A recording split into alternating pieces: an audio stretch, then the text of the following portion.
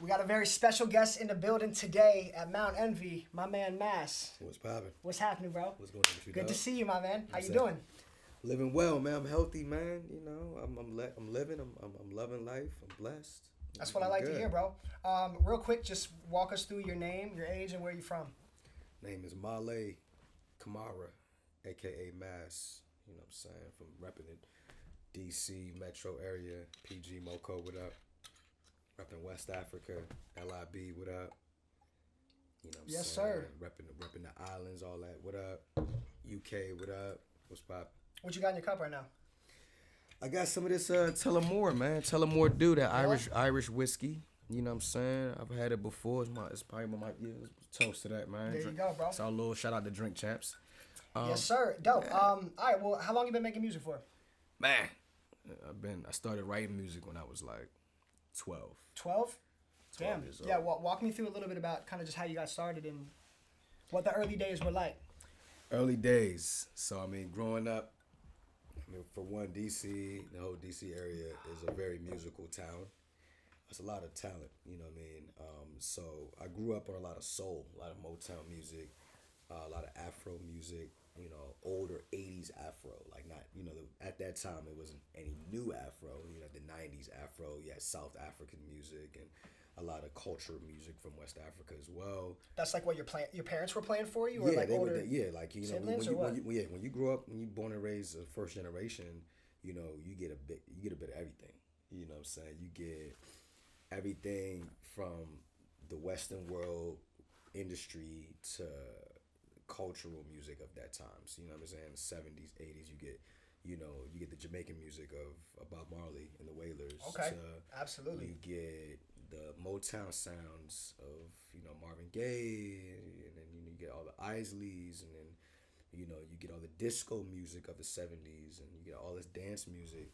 I grew up in a dancing household. My father, he loved to entertain. He loved to dance, loved to have a good time. Very much. So we always had gatherings every week.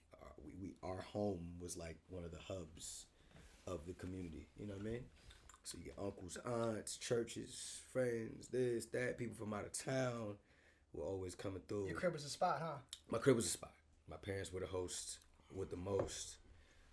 Everywhere from people around the world would always come to DMV and they would stop at my parents' crib. And so from a young age, me being the youngest, I'm the youngest of seven kids. 7 kids. 7 kids. Wow. We were, you know what I'm saying? We weren't like the Jacksons, you know, we were a little spread out, you know what I'm saying? But Wow. you know, I ain't gonna try to 6 brag. siblings. You know, I ain't gonna try to That's brag. a full house, man. I ain't gonna brag, but you know what I'm saying? I was the young baby Mike. Yeah, you know what I'm yeah. saying? Okay. All right. I was okay. the baby Mike, you know, so you know, all the adults, you know, my cousins are the same thing, man. All the adults come around, you know, you entertaining adults when they allow you to, you know, telling jokes and, you know, dancing and singing, all that stuff. So I grew up in a very entertaining home. I wasn't afraid of the limelight and, you know, afraid to express myself. And then my taste for music actually started, it started originally with film, you know, because I grew up watching a lot of movies, man. A lot of film.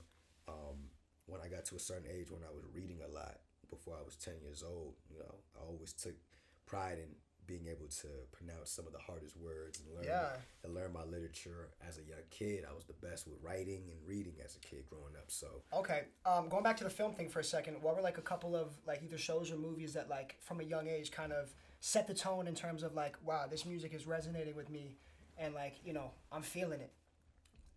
movies that were like, I wouldn't say musicals, but had a soundtrack to them. So like a lot of the Spike Lee movies when I watched them growing up had a feel to that. You know what I mean? It was very storytelling.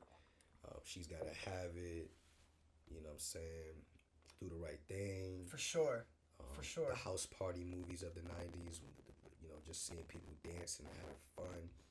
Those things made me want to be a part of that feeling of people enjoying themselves and, you know, just being loose and free. You know what I'm saying? So as a kid, that was the first taste of me dancing and moving and putting that into film.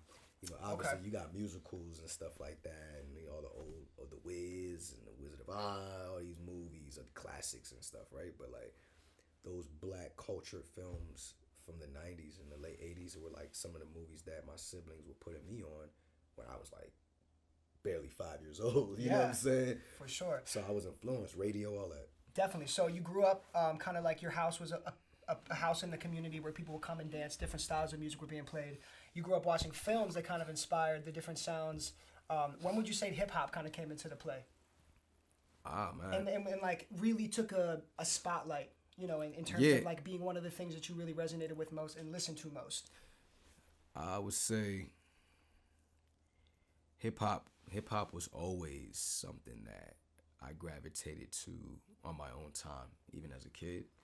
Some of the first songs that I knew how to sing word for word, bar for bar, you know, when you learning how to talk, you know. And so it was very young as well. It was like within you said there was some disco, there was some Afro. You knew hip-hop songs. was in the mix as well. Hell yeah. Yeah? Hell yeah. You know, Nice. I'm an early 90s baby, man. So, you know, you got songs that were from Gin and Juice and Snoop to, you know, what Coolio was doing to Pac. I mean, I vividly remember California Love being on the radio. Classic. And It gets better with time. you know what I'm saying? And I remember vividly two songs I would say that I learned how to like sing along to as a kid. This is before kindergarten, you know what I mean? It was Gangsta's Paradise with Coolio and like California Love with Pac and Dre. And that was like radio, like these were videos. These is like mid 90s. So like I remember that. So 100%. And if I could remember that, man, I would say hip hop has just always been a part of my life, man. I love that. All right, so let's fast forward a little bit into the future. Mm-hmm. At what point did you feel like you started writing, you started kind of coming to your own as a writer, and you felt like, damn, I think I might want to focus and make this my career? At what point would you feel like that you kind of transition into that mindset? Well, I mean, I used to actually, things I was doing as a kid was I was always sketching, drawing, from an imaginary creative place, and then I was writing stories. I started to read and just create my own. You know, I was reading comics, books, novels, and then I started to create my own characters, and I wanted to create my own books and my own story. And I was like 9, 10 years old, and I started writing like my own sketches. Multifaceted creator. Yeah. Wow, okay, dope. And I'm sure the film background starts to play into just the whole experience, right? Exactly. So I was doing that, you know what I mean? I just had a very vast mind. I mean, all the action movies to the shows and the anime cartoons to the, you know, all the songs back then, everything all played a part. Yeah. So, you know, I would say with that, it started with that, and then that transitioned to me being in school and learning how to write poetry as a kid and learning how to rhyme. And as me, you know, you start reading. I mean, I was grew up watching, you know, all the shows from Sesame Street to, you know, you start reading Dr. Seuss books and things like that. So you already knew the concepts of things. But like as a kid, when I actually started reading poetry at that age and wanting to emulate that and tell stories through it and make it make sense, I had that conscious then. So I started doing it. And by like maybe, man, almost third and fourth grade, you know, 4th, 5th grade, I started doing that. So, would you say that there was like a key moment in your life that you decided like I'm fully going for it, or was it kind of like you just always gradually felt like you were kind of the man for that job? I always felt like I was the man for the job. Dope. I always did. Because I know every artist kind of has a different process, and sometimes it's like a key moment where something important happens and you're like, this is what I want to be doing. Yeah, it was, I would say one of the first moments that clicked for me as a kid when I knew that I could gravitate people together, and I knew my voice could do something for people, was on the playground. Yeah? Yeah. Why the playground? Playground, I mean, you know, you get out of lunch back then, it was hop on the court. You were like performing for your classmates back in the day? Oh man, I was rapping on the court. Really? Yeah, I was rapping on the court. I was like rapping elementary school? Elementary school. Wow. This was like 6th grade. So you've always, I mean, you did any of your siblings or any of them in entertainment? I have siblings that could sing, that play instruments. I mean, my older sister, who like damn near raised me too, she played the piano. She always said, even when I was you know, from an infant, she would always She'd play the piano for me to go to sleep. And so I was always around instruments too, in that sense. You know what I mean? For sure. So all of that probably played parts in that. But I had more athletes too. You know, our families was mixed. You know what I'm saying? So I had older brothers that were some of the best ballers in Mo County throughout the '90s, going to all the big schools from BCC to Wheaton to Paint Branch. You know, so I had a whole family for cousins and everything that played sports. But I had some musicians, like people that played just like instruments, you know what I mean, whether in churches and performances and events. And, you know, I had a lot of people that play instruments and sang in the choirs and things like that in my family. So you were ready from a young age then? Oh, I was in there. I was in the mix. That's so cool. I was in the mix all the way. I was Nas killing it on the elementary school playground. Man, look, yeah, bro. I was battle rapping and you know what I'm saying? Because, you know, back then, yeah. Back then, yeah, you know, back then it was like, you know, you gotta understand, bro. You had, you know, for me growing up in elementary school, Bow Wow was already a thing. You know what I'm saying? You had young child MCs that were spitting and had the appeal and the swagger that inspired you anyway. You know what I'm saying? So through movies, you know, Bow Wow was one of the biggest. He probably is the biggest, you know what I'm saying, young MC to come in the game. So like, he was a huge part of it. You know what I'm saying? So Sure. You watching the videos back then, you listening to I had the albums. You know, it was very relatable because you grew up listening to the older OGs, your older brothers put you on, but then to have somebody that was like close to your age, like he was in your class or your school, like you know, somebody you really could relate to, like, yo, you know, you damn near could hit. He was a kid putting out He was a hits. kid like you know, you can hit, you know, Bow Wow was no different. You know, I could have seen him on the court or just out anywhere, you know, we talking to girls, whatever. So he was like a very immediate influence too at that age. You know what I'm saying? You had Chris Cross, all these kids too, but like Bow Wow, Romeo, all these people, you know, all these young child rappers that was showing you like, yo, like we As do kids, this, man. we do this, As and we kids, yeah. like I'm baby Snoop, I'm baby this, like woo woo, like I got the hottest video, I got the flyest girls, like woo woo. Wow. Okay. One thing I want to talk about is a little bit like your creative process. Mm-hmm. Would you say that you take your time with tracks? Would you say you try to bang out as many as possible? Like, especially right now in this phase of your artistry, what does the creative process look like? I have two creative processes, to be honest. I have two methods of how I naturally record and write. When it comes to like what I have planned for my EPs and my LPs is very much of a method to my madness. So I don't rush it. I don't. You know, some of those records, you know, some of those verses get banged out very fast, written very fast, come to fruition. Some things I let life experience. You know what I mean? I let life experience every day help me to write that. You know what I mean? You know, whether, you know, you could consider that whatever, writer's block or whatever. I don't really call it writer's block. I just more so, I don't rush into making something. Everything, every bar, every verse, every cadence and flow is felt and wrote with a purpose. You know what I mean? I write my music with the purpose and the quality, so I want it to feel like exactly what I wanted to, you know, to be, you know, understood by and expressed and conveyed. So, you know what I mean? Like, I don't rush certain records like that. And even, you know, records I'm featured on, you know, but at the same time, I don't know, it's kind of weird. Anytime I'm featured on a record is the times when I write the fastest bars. Yeah. Regardless of anything. Do you know why that is, or? I don't know. Because it's not that I don't drop heat when I feature on anybody's shit, but it's like, I don't know, maybe. It's just like me trying to hold myself accountable for making sure that the shit's correct for that other person as well. So it's like the In terms the of sense, speed? Like, let me not be the reason that I'm holding it up, or? yeah, I don't know. Maybe it's just a natural thing I have of like my word is bond type of thing. You know what I'm saying? Like, For sure. It's like a natural word is bond type of behavior I have. Maybe it's like, yo, nah, if I'm on somebody's shit, I'm gonna make sure it's correct. My shit, I could sit on my shit for a year, but nah, this shit right here, like, I might write this in 15 minutes for this person. You know what I'm saying? And I just be like, yo. Absolutely. Do you have a lot of tracks that are finished or quote unquote finished, but you're just sitting on them? or do you release most of what you record and write? I have a lot of shit I'm sitting on. Yeah. I do. Well, I know that you have plans. We talked a little bit about, and I'm sure we'll get deeper into it in this conversation. But you like to plan ahead, and you like to write a lot of things at once and work on different things at once. I guess my question is like, how often do you create things and you kind of see it to the end, but then it just never the fans don't hear it. You don't really promote it. Do you have tracks like that, or for the most part, I do. putting out I do. what you create? I do. I mean, at the end of the day, I learned that those go into the vault. And it doesn't mean per se that it won't. I learned that it doesn't mean that it doesn't see the light of day.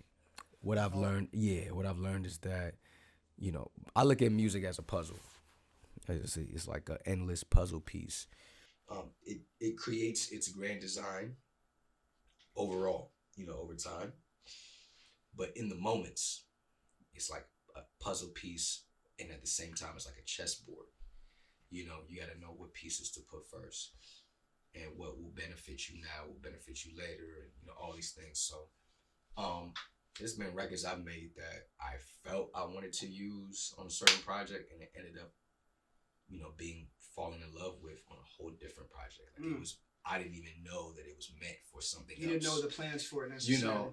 And that's the beauty of it, man. Because when you look at a lot of fallen greats, that have created so much content while they were alive, like Pac, for example, considered the greatest of all time. And he was one of the hardest working. He has so many records in the vault.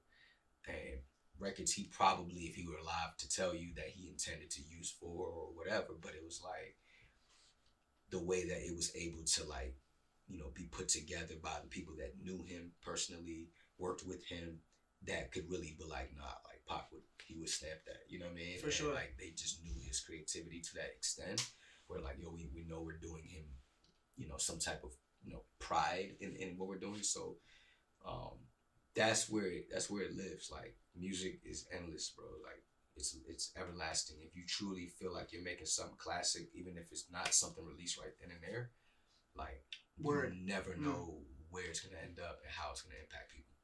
100%. And I think just one example is like producer Benny Blanco. Some of his hits, some made me like pop, but I think the track him and Bieber recently worked on, he'd been saving that for like 3 years in the vault.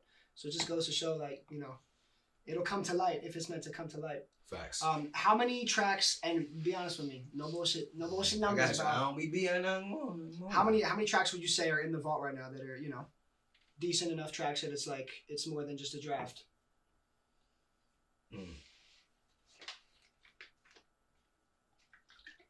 Probably say like, I don't know, around like over 50, like close to 50. Like wow, that's a good amount. Maybe. Yeah, dope. So I guess you just try to have a high. What am I trying to say? You only put out a small percentage of your work in terms of wanting to save your best, you drop some of your best stuff, but 50 is a good amount that like you're sitting on some work, Definitely. I mean, and it's nothing, to be honest, because like, for example, you hear stuff about like Future. Oh yeah, Future's another one. Knocking out 50 tracks in a week. Oh my gosh, I mean, it depends on what criteria that you hold it to as well. Very true. As an MC, you counting bars and 16s, and then you talking about just creating cadences and flows and mumble rap or whatever you want to call it. But nah, like, records, vibes, all those things matter, and it takes energy. You can tell when somebody truly puts energy and like effort into like a record, you know what I mean? So he's one of those type of people, man. He has a lot of them. How do you feel about mumble rap, generally speaking? I think it's lazy. I think it is. I mean, it's profitable. I enjoy the overall the aura of the music. I love vibes. I love so many genres, man. Like I love alternative music. I didn't mention that. I grew up with a lot of alternative and rock music, and so I know. Yeah. I know where the cadences come from, the humming and everything. It's dope. It's very melodic. But you know, as somebody who likes to listen to substance, lyrics, and have stuff to connect to, that is where the disconnect can eventually happen. I feel like most people today with social media feel like they can be the biggest rapper in the world or the biggest MC in the world because they can do that. They get it confused. And we need to be a little bit more educated on it, but it's no knock. It's no knock to it. Mumble rap, I'm just an MC, bro. Like, I mean, music is music, but if you want to call yourself a real rapper, a real MC, I think you got to put a little bit more effort into that. Okay. I'm interested to hear where you think that kind of it's gonna go next. Like for a while, mumble rap was kind of the new wave. We've seen like some blends, kind of like with country and hip hop when Lil Nas came around. Right. I'm hearing a lot of drill music right now that samples like pop, 90s pop samples. That seems to kind of be the wave right now. Like, where do you see it going soon? And also, like, where do you want it to go? Where do you hope it goes? Well, one thing I've been seeing is the blend of alternative music with hip hop. I mean, that's been something that was explored for the past almost 15 years. I mean, it can be a little further, but like on a level from, heavyweights consistently, or even creating albums that were like out of the box. Kanye West is one of them. One of the most, For sure. He's one of the most influential artists of all time. He's one of the most out of the box creators, that could, literally bring you into a world you've never been into before. He could take you to another universe, you know what I mean? 808s a Heartbreak, like just those type of experimental projects that are too ahead of its time. I honestly, with me, I told you I love film. I love trilogies, movies. I'm a comic book superhero nerd, and I'm, Star Wars, all that, man. So like, I believe in, the existence of life beyond. So when you're able to exhibit that in your music, it's like it really takes you to that place. It gives you that natural high. It gives you that inspiration.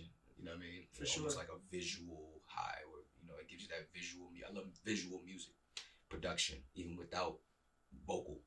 Just instruments and sounds of production can take you those places. So Kanye West, Wayne, like a lot of different people have been able to do that with their music. I feel like that was the foundation. I feel like we're getting there with a lot of music recently from people like Juice WRLD and Lil Uzi and Thugger. Like they experiment too with those sounds. Thugger, honestly, he sound like an alien sometimes. He's out of this all world. those guys have very interesting Thugger, voices, but Thug for sure, my boy especially Thugger. with his melody. Like he experiments with Cudi, the melodies enough, man. Cudi, they know how to tap into the frequency, bro. They know how to Yeah. do their thing. So shout out to them. Thugger, he's out of this world. You know what I mean? He's literally speaking to a whole nother race beyond us. So, yeah, like that's what I'm talking about, man. Some Pluto Nash, Eddie Murphy shit. Okay. All right. What would you say is the golden era of hip hop? The golden era of hip hop. I would honestly say, people always say it's the 90s, but I would say the golden era was both the 90s and the 2000s. Yeah. Yeah, it was both the 90s and 2000s because there's a lot of artists that thrived that we literally saw evolve within that 10-year span and 20-year span, legitimately, from so many different genres they played with, so many projects they were able to come out with, and stay on top. The numbers, the impact.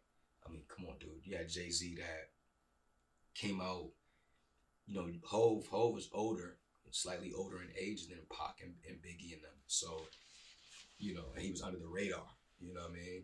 He was doing his thing. So he started to actually have more recognition with the Nas, who was already big, after, their demise, you know what I mean? So people started paying more attention to Reasonable Doubt, his album, and considering it a classic. They started revisiting, guys that were the next face, of the game.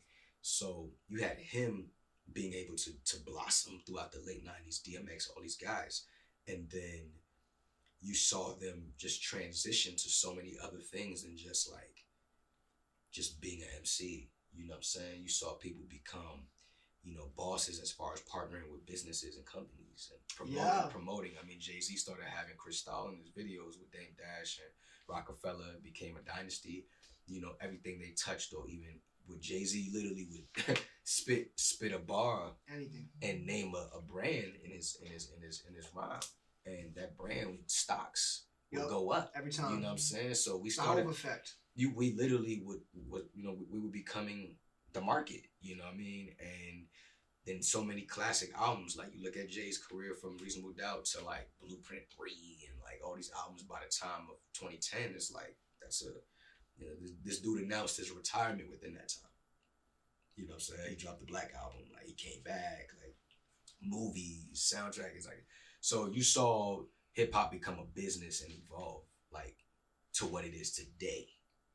Very true. Legitimately. I Very mean, in true. the 80s, you had guys like Run DMC with Def Jam that were able to promote fashion, and set trends, you know what I mean, with Adidas and all these things and the records. And then you had LL, you had different people. You had the Fresh Prince, Will, who ended up having a TV show, but like nothing was like the 90s when you had Ice Cube and Boys in the Hood.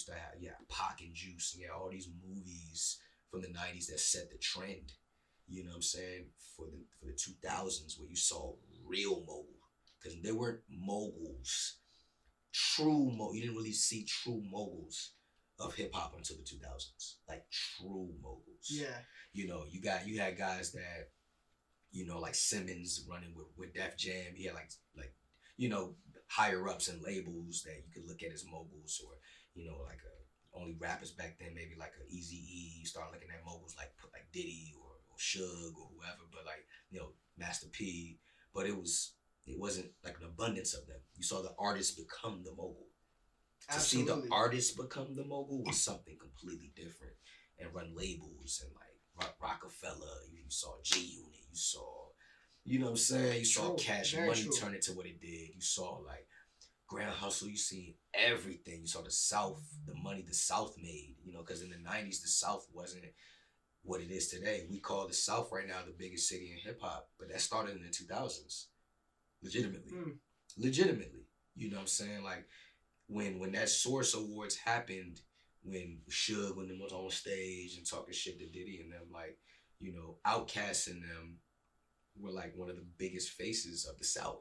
For sure. But they weren't getting the true recognition and love that they had later on at that time, at that night. You know what I'm saying? So yeah, they weren't. Everything was East Coast and definitely LA and West Coast. You know what I'm saying? Maybe you had like Texas and everything, but it was New York and LA. It was kind of New York, LA. New York, LA. That was it. East Coast, West Coast beef, and the everything started. ATLians got just kind of lost in the mix a little bit. They wanted to earn their stripes. Lost in sauce. They came in, man, by the late 90s, early 2000s. It was over. You know what I'm saying? So T.I., everyone just kind of came in with their storms, bro. The videos, Luda, everyone. You know what I'm saying? So the South, No Limit, Cash Money, they all really started having like really a base. So 90s, 2000s, golden era. I don't know whoever claimed that before, but I'm gonna say that whole 20-year era the stone. Okay. It's the foundation to the business of hip hop today. Absolutely. The business of hip hop. That's a great answer. Let's transition to you for a sec. Mm-hmm. You got a new album coming out. What's the album called? Project's called Revolt. Revolt. You got a project coming out. The project, man. Can we phrase it as an album, or is that not accurate? Honestly, everything I do is an album. There's two types of albums. You got EPs and you got LPs, right? It's not an LP, it's an EP. But it's a body of work. I think everything I'm going to do is going to be a body of work regardless. How long it is. Some may be 20, 30 minutes, an hour, but it's a body of work. Word. I listened, you showed me the album a couple hours ago, and I was super, super impressed. A lot of dope diversity, a lot of really, really dope bars, nice rhyme schemes in there. So I really like the project. I'm curious to know how long you've been making it. Like, what's the span you kind of started on the first tracks versus all the way up to finishing it? I would say since the summer of the pandemic. Pandemic? Pandemic music, man. Would you say pandemic gave you more or less time to work on music? It gave me more time. It gave me more time, but it gave me more insight, more than just time. I was always able to balance my time. Obviously, for a lot of people, it was a shock and like, oh man, I can't go outside, I can't do this, can't do that. I've always been somebody that knew how to balance being an extrovert and being an introvert, but just having my quality time, you know what I mean? I like to enjoy myself, you know what I'm saying? I like to collect my own thoughts, read by myself, think to myself, meditate, relax, and I just have my me time. Do you still meditate? All the time. All the time? I need to get back into it. I learned it's a Jedi behavior. Yeah. And some people think you got to sit on a mountaintop and hear complete silence to meditate. But I can meditate within a crowd of people. I've learned ways to like just kind of breathe and kind of just channel out everything around you that's not meant to be in that moment, and just kind of focus on what you need to focus on. Word. Yeah. Okay, back to the album. If you had to pick one song, and like different people got different tastes in different situations, you got different records for those situations, but if you had to just pick one song that you would say is your favorite and that you feel like represents you at this point of your life and at this point of your artistry on the new project, which one would you say? One record is Boss Man. Boss Man? Okay. Yeah. Just to sum it up, huh? Just to sum it up. Just to sum it up. And it's not about me. It's not about you. I mean, the record's not just about me. I make music I have perspectives of how I make music. I make music based on my life experiences, things I've seen around me in my life. And I'm really a voice for others too. I mean? For sure. First and foremost, those that are dead and gone and those that are here today, I tell their stories too in my music. So, Boss Man refers to more than just a male. It's a female, it's a woman. It's a mentality, it's a lifestyle. It's inspiration. Every day you wake up is a blessing. Even when you get up from a nap, you know what I'm saying? Just being able to have an opportunity to continue to live is big. We live in a world today where we're able to capitalize off of our creativity and our genius as humans, as people, and create opportunities for each other, for our families, take care of you, take care of your family, and take care of other people. Because of that, you got kids that can do that now, early, you know what I'm saying? So, 100%, bro. Yeah, we got bosses at 5, 6, 7 years old, 8 years old, TikTok pimping, you know what I'm saying? Big facts, Big bro. pimping. Making more than all of us, doing toy reviews on YouTube. Parents are good. I want my child. I'll drink to that, bro. Let my kid be out here with that. Okay. I think to wrap it up, what can we expect in the next couple weeks, couple months, with the release of the new project, but also just like, in your own, just general overall? All right, well, in the next couple of weeks, I'm definitely getting ready to roll out a great visual for the new project. Getting ready to drop the album, so expect that. Great listening sessions. They're not ready. Great listening, a good listening session for the people in the DMV. Shout out to everyone, from DC up to Baltimore, VA. I want to bring everybody together because DMV is coming for all of y'all. There's many cities in the country. Shout out to each and every one of y'all. The radio stations all over. But y'all know about the DMV. We set a trend. We set a culture. We have a standard. Our culture is not to be fucked with. And so we have MCs not to be fucked with either. And I'll stand on that right now. From top to bottom, we got it. So we ready. I'm excited. So I want to have that rolling out. And I have other good projects I have coming too, man. That's not it. This is it. This is the project that's done. So I'm excited to roll it out. But I have a lot of things coming for 2022. Some releases, some good features. I have collabs and shows. I can't wait to get back to performing. Can't wait to get back to Yeah, man, I can't wait to, hitting up the colleges and showing the love to all the students. Yeah, I'm excited, man. Hey, bro, once again, thank you so much for coming through. Right. Let's get it. Mount MV, it's great to have you here. And I'm going to just say this now. The collab that we were working on earlier today is definitely going to be in the works in there, too. And we're going to start to roll that out as well. So watch out. Just watch out for it. Get ready to get your tickets and we're going to get crazy. Yes, sir. Mass and the upcoming project, Revolt. Revolt. Get ready. Get ready to revolt. Be on the lookout. Good Trouble. Yep. We're not starting nothing. We're gonna start Good Trouble. Let's get it. Yes, sir. That's Mass. Thank you. Let's get it, sir.